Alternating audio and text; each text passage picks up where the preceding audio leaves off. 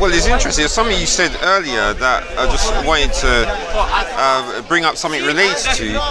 You said that you believe the hadith. Sorry, you always believe the Quran over the hadith. Of course. Yeah. Who doesn't? All right. So I even believe Sunnah over the hadith. right. So if England got taken over by the Muslims and they had the Caliph ruling, and you caught a man, and say what a man caught someone else with his wife, what do you think the ruling of that Caliph would be? Repeat that again. If a man, so you got the Caliph, he's ruling in England, he's there, as the boss. Khalifa. Yeah.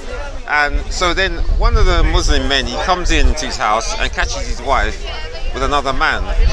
Now if he goes and drags that man in front of the Caliph, what judgment would the Caliph give? Well, like Quran. He's not going to make the judgment. What the Quran says. What does it Quran say? says you need 4 witnesses Okay. to show adultery. 4 witnesses. 4. 4 witnesses. Unless those adulterers, they admit themselves. Yes, I done it. Sex. Yes. All right. Okay. Apart from that, 1 witness is not enough. Husband say, I saw myself with my own eyes. This man having sex with my wife. Right. It's not accepted. He's going to be asked, that man, do you do that? He says, no, I didn't. Right. This man is lying. Wife says, no, I didn't. They are not going to be punished. All right. Allah Quran clearly says you need 4 witnesses. And not only that, you need to be, as a witness, you have to be so careful. You don't have 4 witnesses, you don't go in front of Caliph. Right. You know why? Because if you accuse somebody of that, and you cannot produce 4 witnesses, you know what's going to happen to you? Yeah, you get the lashes. 80 lashes. Yeah. Even if you have 3 witnesses, you've got 80 lashes each, and never to be accepted any witness from you, unless you repent and you change or something. But your punishment. So you got 4 witnesses who said this. I said, I saw myself, the penetration took place. Not only hugging or coming out of the room. No, I saw penetration took place. Right. So how difficult it is. What kind of a fool going out openly and doing things like that? Right. So on assumptions, or even 3 witnesses is not enough. So in Islam, criteria is very strict. Khalifa is not going to do anything by himself. If Right. Khalifa says, oh, he's going to be dead. Even the Imam says, Khalifa, you are wrong. How dare you can say that? Quran says one thing. You are Khalifa, so what? Right. Cannot be accepted. Okay, so if the wife then admits that she was guilty, what happens then? No, if the person admits Yeah. himself, then you don't need any witness. Right. If the people say, I done it, you're guilty. Okay, and so what would the punishment be? If you are adulterous, I think it's stoned to death. Really? Where did you get that from? Hadith. You just said the Quran. And the Quran, I think Quranic verse also says that. Really? Chapter 4, isn't it? It says that there are 2-3 different punishments. 100 lashes, or kill. The Quran says kill. Well, the only one I know of is 24 and 2. Huh? What was? Yeah, 24, isn't it? Yeah. Let's see what it says.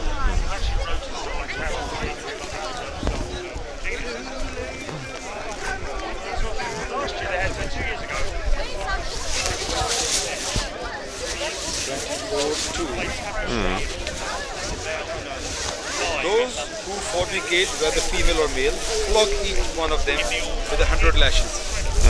And let not tenderness for them deter you from what pertains to Allah's religion. If you do truly believe in Allah and the last day, and let a party of believers witness their punishment. Okay, fornicate, flog 100 lashes. Let the fornicator not marry any except the fornicator not to marry. That is forbidden to the believers. This is a surah which we have revealed.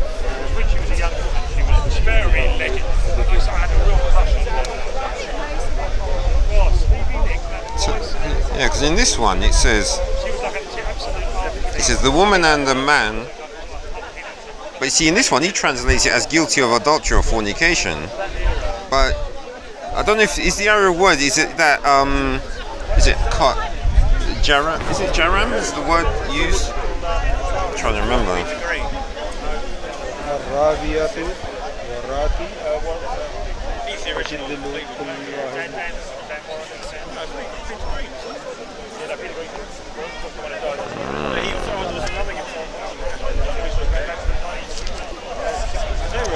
But we found there are some hadiths which did tell us that Muhammad Sallallahu Alaihi Wasallam punished the adulterous woman. Yeah. Who So. done adultery, stoned to death, and even Right. some men as well.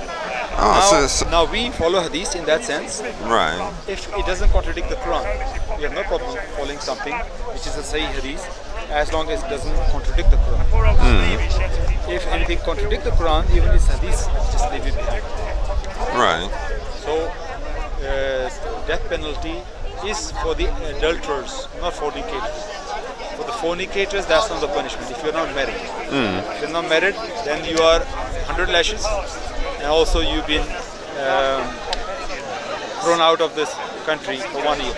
Yeah. Yeah, you're not going to become.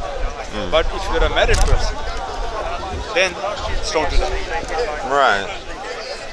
But that's not the verse in the Quran. Right. So, is there everyone who do all Muslims follow that people who commit adultery get stoned, or do some of them just go with the In a Quran? Sharia country, in a Sharia, Yeah. I don't. The country, Muslim majority country doesn't mean they follow Sharia 100%. Right. Some people will be in prison, to prison.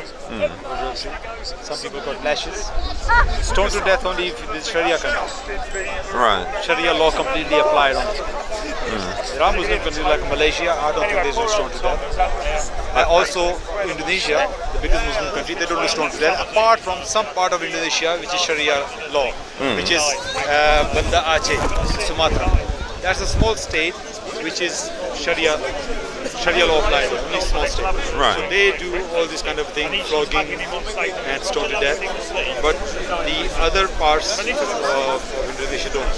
And in Pakistan, there's no stone to death as well. Whereas Stevie, It's not stone to death. No, not in Pakistan. Oh, but Pakistan doesn't have full Sharia. Adulterers, they will be put in the prison. all right. But isn't that against the Prophet though? But that's not Sharia law. That's not Sharia law. Yeah. If the country is, if that's the law of Sharia, Yeah. Oh, the so country, so what? Muslim majority country can have their own law. All right. So you're saying Pakistan is not Sharia? Right. Some they pick some Sharia laws, they take it. Yeah. Some they don't. They Right. do for fornication. They do 100 lashes. Right. Yeah. The death penalty they don't do. They do. So In Saudi Arabia they do, yeah. Well, I'd expect that. and in Iran they do as well. Yeah. I think somewhere in Africa they do as well. What was your point? Well, that's right. It's called Rajam, isn't it? Yeah, Rajam. So Rajam is stoned to death. yeah. Well, it says penalty of Rajam be inflicted. Yeah. So the fact that you said about the on that occasion you actually go to the hadith, even though before you were saying about it's the Quran. Quran is our criteria, yes. Quran Yeah. is our criteria. So the punishment for stoning, wasn't that in the Quran? I don't think stoning is punishment in the Quran. I don't No? think so, but I maybe need to ask somebody. Yeah. I don't think, maybe the death penalty is there, but maybe not besides these things, stoning. Maybe death penalty is there. But I told you one other thing as well. I said Quran, what is above hadith? I said Sunnah. Sunnah. Right. Sunnah is the traditions of the prophets. Yeah. Not only prophets. Like Hajj is the Sunnah Yeah. from Abraham. Sunnah means the one comes from prophets. Just the end. Yeah. So Sunnah is above hadith. Sunnah is above hadith. Every hadith is not Sunnah, but most of the Sunnah, majority Sunnahs are part of the hadith. They are part of the hadith. So Sunnah is actually practice of the prophets, how they deal with it, Yeah. how they practice it. Which Sunnah is part of the religion. Hadith are not part of it. Hadith can be about the war, how the war took place. That has nothing to do with our religion. Oh, so what you're saying is that anything written in like Bukhari or Muslim that's to do with what Muhammad physically did, those are the sunnahs. I'm saying saying that sunnah is something which is part of your religion. Yeah. That is your religion. Quran and sunnah is your religion. All the commandments of the Quran, do's and don'ts of the Quran and the sunnah. This makes your religion.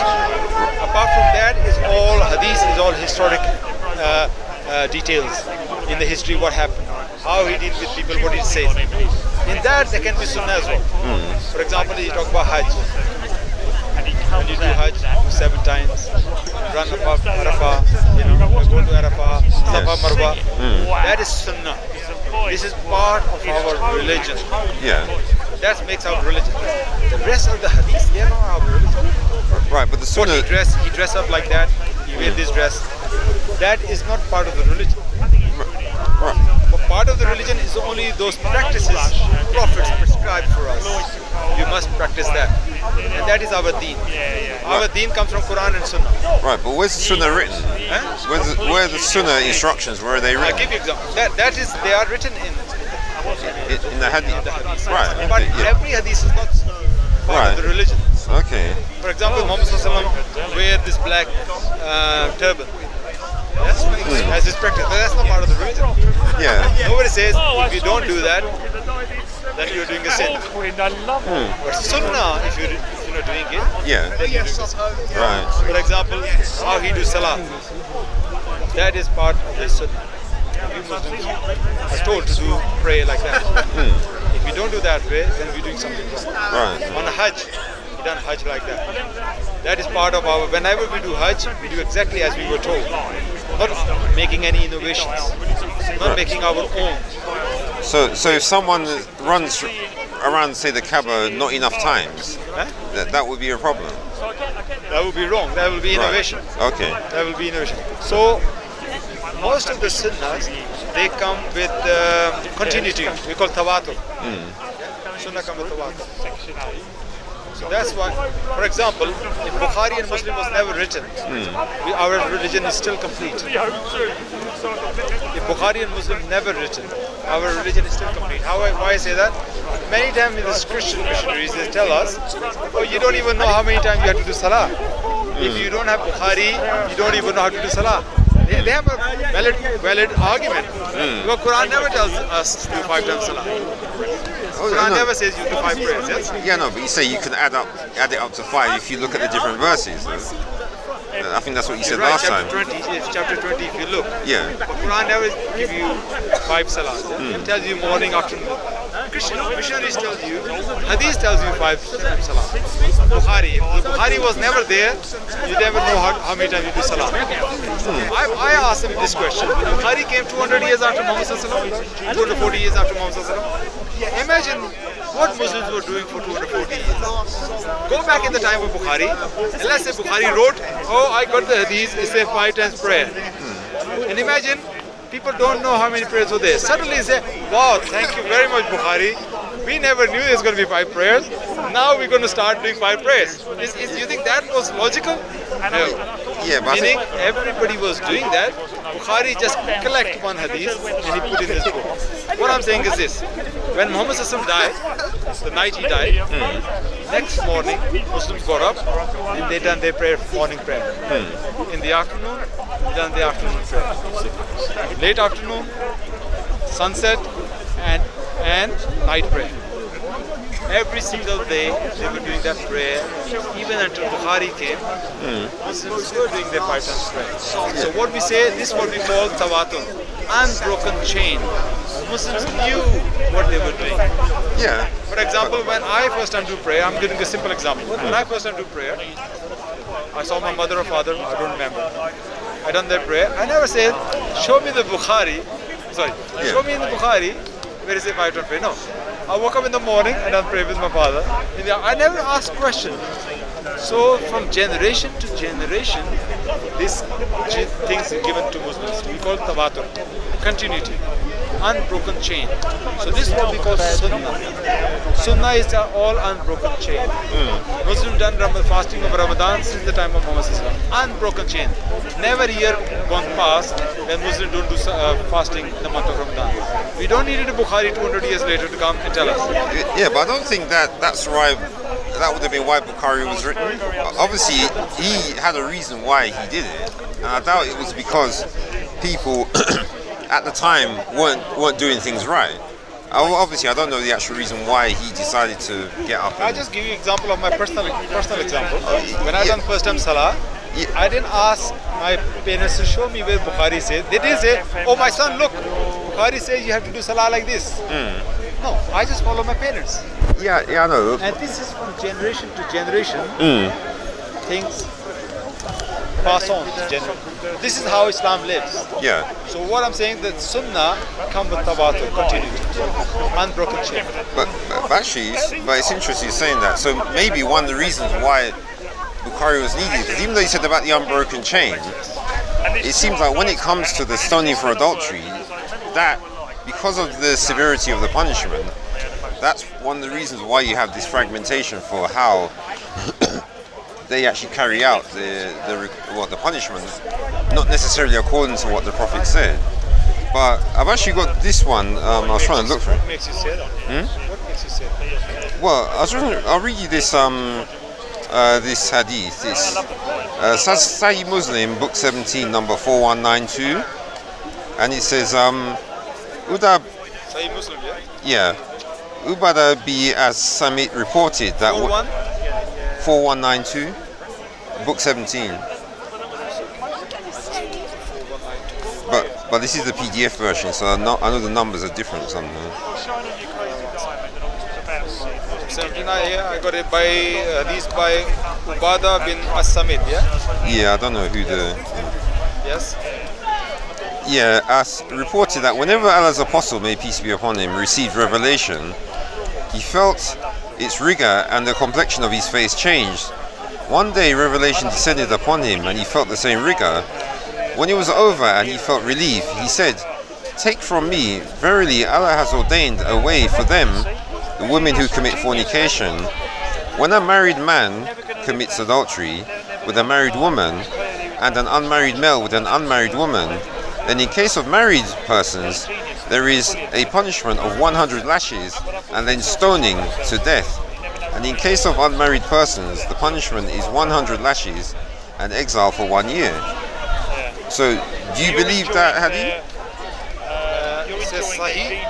They have to be that way to have Yes. genius. So No if way to reject it. yeah, so if Muhammad did feel the rigor of revelation and that was from Allah, Andy, shouldn't it have been in the Quran? Why not? Because many things, inspirations came from prophets. That Yeah. is not be part of the Quran. That is not every revelation. It's not revelation, it's just like inspiration coming to God. For example, God can guide you as well. God can inspire people as well, many times. But this is not part of the Quran. He didn't say, this is not considered as part of the Quran. Yeah, but it was a revelation from God, and it was from what the description says, he actually had the same reaction that he does whenever, and it even says, he says take from me. So doesn't that mean that someone was supposed to write it down when he says take from me? Yeah, take what I'm giving you, just telling you, the prophets can give their own judgment as well by the inspiration of God. They can. Prophets can make decisions without being part of the Quran as well. Right, but wouldn't anything that involves putting people to death, wouldn't that specifically have to be from Allah and not something a prophet can make up? Prophets don't make up. It's inspiration of God can come to you as well. Yeah, but The judgment can come to you as well from God. It can. right. But I'd have thought that with this being a revelation to do with people being put to death, that would definitely have to end up in the Quran. If you believe this is the God's true prophet, he will not say anything which is not right. As far as religion is concerned, the people will take it. Because people admit that he's a prophet of God. So people will take it. They know that he will not make any laws and commandments from which is false. So they agree with it. Because the Quran says, obey Allah and obey the Messenger. So whenever a prophet tells you something to do with your religion, just obey. Right, but Why would he be making it? He could easily say this is part of the Quran. Right, but then if you Because something coming in my mind, Hadith Qudsi, you know Hadith Qudsi is? Hadith Qudsi, there's a book called Hadith Qudsi. right, Meaning these are Hadiths are inspiration from Allah, but they're not part of the Quran. right, but then isn't it strange though that the lashes, the 100 lashes, managed to make it into the Quran, but the stoning didn't? Because that is separate came. Just that particular verse came as it is, 100 lashes. That is not saying that this is the same inspiration which came here. The lashes was taken out from it, put in the Quran, and the death penalty is taken separately. It's not saying that. So was the lashes by itself ever revealed separate? It has to be. It has to be. But I suppose you don't. If you read the verse, what the lashes were saying. What the lashes were saying, chapter 24. Yeah, and 2. 4 verse 2. Those who fornicate, whether female or male, flog each one of them with 100 lashes. And let not tenderness for them deter you from what pertains to Allah's religion. If you do truly believe in Allah, the last day. And let the party of believers bless their punishment. Yeah, so It's not the same word is. It's not even saying kick them out for 1 year. It's It is just saying that. Just 100 lashes. right. So do you? This is definitely different words. Okay. I don't know if this is genuine. Do you know if you can find if is a commentary on that verse that explains about the? You know what you said about because the 24 verse 2? yeah, but the end because Yes, lashes. There are various legal, moral, and historical aspects. This problem need explanation. Why don't you shave your wife's head? If your wife talks to a man, make her shave her head. Hey, I'll shave your wife's head. I'm gonna shave your wife's head. I'm gonna shave your wife's head. My wife calls me. yeah. Because last week, have you seen the video? Daniel and Hathum was standing up there making a video Well, I saw. about paradise, Muslim paradise. About Muslim paradise. You mean now or earlier? Last week. Oh no, I didn't see last week's one. Last week. Yeah, he's standing up there and spreading weak narration, fabricated narrations. Yeah. Daif and Mawdu. Standing up there making an argument against Islam. He wants to make himself Yeah. do that. You can't use a weak narration to make your case. Well, Please bring at least authentic narration to make your case. Which Muslims already decided that's a weak. And this is fabricated. You can't make your argument on that. And Daniel done that with Hatun last week. And he done the last year same thing with Jasmine. well, I challenged him last year. I said, don't do that. This is a weak narration. I told him. A year later, he came and done the same thing. yeah. Well, I have to admit, I don't really agree with what they do anyway. So Look, I have no problem if you have a sincere argument and bringing the authentic sources. You have a case. yeah. You at least do your research and see this is Muslims say weak, and this Muslims say fabricated. And you can't just say and laugh, oh, Muslims will have 70,000 wives. That's fabricated at least. Muslims' sex organs will never go placid, never go soft in paradise. That's weak, Hadith. And Yeah, you take it half an hour, 25 minutes, they make an argument of that. Look at the Muslim paradise, Las Vegas, sex. Yeah. The narrations are already telling you I'm weak and I'm fabricated. You can't make, and nobody knew that. Even Muslims didn't know that. Muslims weren't even challenging that. I saw a video and I said, this is very insincere of them. But, Very but insincere. well, it's not so bad because I don't think they're getting that as many views as SC Dawa anyway. So Yeah, so but even when if they they're getting few views and even changing few people's minds, that's dangerous enough. It's not Yeah. fair. What I'm saying, their intention should be at least pure.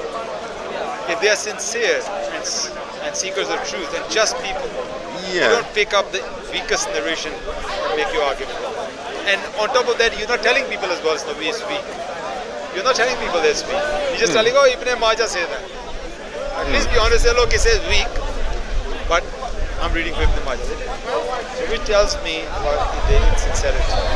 And Allah tells us in the Quran, Allah will never guide the unjust people. If you're a not just person, you're a Muslim or non-Muslim, doesn't matter if you're a Muslim. If you're unjust,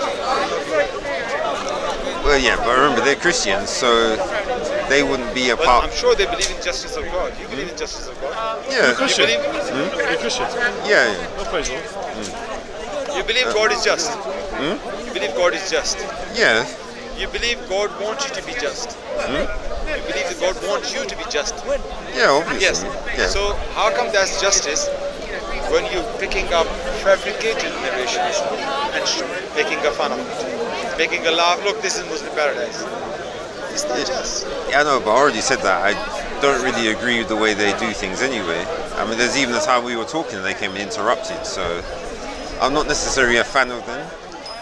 But that's why, you know, when I try and bring something, I do try and But if they admit. call themselves Christian, at least they should practice justice. Yeah, but If they have remember, a fear of God, they should treat everybody equally. As far as justice is concerned. yeah, but remember, I think we said this before. You know, when you were talking to that, was it Catholic guy? This was like a month ago, and I was saying about how the Pope wasn't. I didn't say he wasn't a Christian. So basically, what we define as Christians is people who do what Jesus said. Not whether they might say they're Christians, but if you see them doing something and it's not according to what is written in the Bible, then I myself would say they're not Christian because they're not doing what it said. And I would say the same thing as well, because Allah says in the Quran clearly, chapter 5, verse 8, if you read it the full verse, in that Allah says, do not let your hatred of people make you do injustice to them. Yeah, Meaning, even if your enemy is there, don't, because of your hatred towards them, be unjust. but This anyway, is the principle of Islam. And I will tell my Muslim brothers and sisters, if they are not fair with some Christians or whatever, I say you're not practicing what Allah says. yeah, but anyway, it's the same. But you know how you know we were discussing before about the justice of God, and you were saying it was unjust what God did, etc. But But in the Bible, yes. yeah, but you do know that even though God does that, He commands us not to do it. Command us what? Even though because He knows what's obviously the future, etc. So He can put judgment down to stop something from happening that's going to happen in the future. But because we don't, we're told not to do stuff like that, to judge. Can we go to Daniel? Yeah? Are you ready? With the hymn, no, I've got the other one. Oh, what are you doing? Where do you worship? Where do you worship? Well, I go to different places. Yeah? Yeah, come on, let's go. Yeah, you want to head down? Let's go. I'll come Oh. back. Yeah. You're gonna chat with I'll come back, yeah? But anyway, yeah. All What's your right. name? I don't know. Michael. Michael. I think you're Abbas. Abbas. Angel? Yeah, could be Angel. No, just Michael. Okay, so you'll notice in that discussion, I let him do most of the talking because that's a lot of the time that's the easiest thing to do because there's no point in me trying to sort of shout at him like a lot of other people at Speaker's Corner seem to do. But also notice that as we were speaking, that he actually diverted off to another subject while we were in the middle of discussing the important bit, which was whether the verse itself was missing from the Quran. And actually, I even had a few more hadiths that I wanted to bring out. But as you can see, he got interrupted because he had sort of someone else that he wanted to speak to. So I just let him go. But the main thing about it is that when it came to saying whether the verses were missing from the Quran, there wasn't like a decent response. And that's the important thing. So basically, if there's any other Muslims out there who want to have a discussion on the subject so that we can actually bring out the other hadith as well, then if they want to, what they can do is they can either leave me a message on YouTube and we can have the discussion on there, or if they're ever going to be down at Speaker's Corner at Hyde Park, then just tell me when you're going to be there and I can come down and meet you as well. Because I have no problem talking with any Muslim about these and other subjects which are, relating to Islam, so that we can actually get some proper or have some proper discussions about this, obviously without any shouting or things like that. So anyone who wants to speak to me, we're not going to be there shouting at each other. We're just going to basically be having a civil discussion. Okay, thanks.